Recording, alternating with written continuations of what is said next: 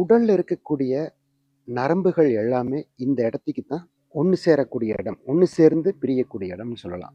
ஞானத்தை பற்றி நிறையா பேசுவோம். ஞானம் நமக்கு எடுத்துக்கிறது, இது அடுத்தவங்க நமக்கு கொடுக்கறது. பெரியவர்கள்ட்ட, ஞானிகள்கிட்ட, மகான்கிட்ட, குருமார்கள் பார்த்தீங்கன்னா கண்டிப்பாக ஆசீர்வாதம் வாங்குங்க. அவங்க உச்சியில் கை வச்சு தொட்டு ஆசீர்வாதம் பண்ணாவே உங்களுக்கு இருக்கக்கூடிய கெட்ட எண்ணங்களும் கெட்ட நெகட்டிவ் தாட்டும் மைண்டில் இருந்து நம்ம விலகேறிடும். பைரவா ஓம் ஸ்ரீ சொர்ணார்ஷ்ண பைரவாய நமக. பைரவ ஆசீர்வாதம்.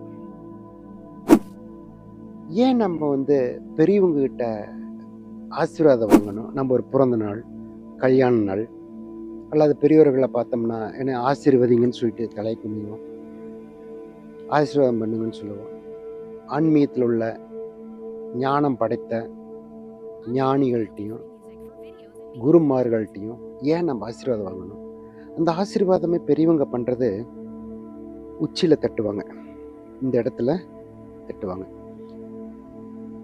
உடல்ல இருக்கக்கூடிய நரம்புகள் எல்லாமே இந்த இடத்துக்கு தான் ஒன்று சேரக்கூடிய இடம், ஒன்று சேர்ந்து பிரியக்கூடிய இடம்னு சொல்லலாம்.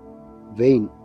அப்போ இந்த இடத்துக்கு ஒரு தட்டுற போது, ஆசீர்வாதம் பண்ணுற போது உடம்புக்கு ஒரு பெரிய உணர்வுல கொடுக்கக்கூடியதான், உணர்வு கொடுக்கக்கூடியதான் இந்த ஆசீர்வாதம்னு சொல்கிறோம். இந்த ஆன்மீகத்தில் இருக்கிறவங்க ஆசீர்வாதம் பண்ணுற போது முழுமையாக பிரார்த்தனையில இருந்து அந்த பிரார்த்தனையை அவங்க உள்வாங்கி அந்த ஞானம் பெற்றவங்ககிட்ட நம்ம ஆசீர்வாதம் வாங்குற போது நமக்கு ஒரு முழு சக்தியும் கிடைக்கும். அந்த பிளஸ்ஸிங் அப்படிங்கிறது ஒரு பெரிய ஒரு உணர்வை கொடுக்கக்கூடியதான் இந்த பிளஸ்ஸிங், இந்த ஆசீர்வாதம்.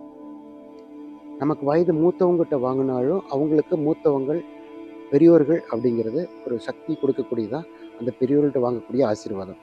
இந்த ஆசீர்வாதம் வாங்குறதுனால உடம்புல பெரிய மாற்றத்தை, மனதிலையும் மாற்றத்தையும், ஒரு தெம்பையும் சக்தியும் கொடுக்கக்கூடியதான் இந்த ஆசீர்வாதம்.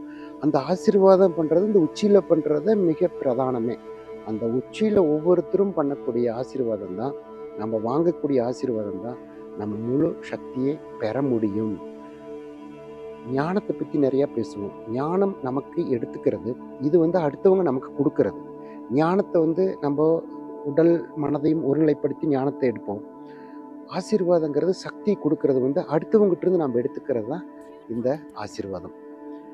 பெரியவர்கள்ட்ட, ஞானிகள்கிட்ட, மகான்கிட்ட, குருமார்கள் பார்த்தீங்கன்னா கண்டிப்பாக ஆசீர்வாதம் வாங்குங்க.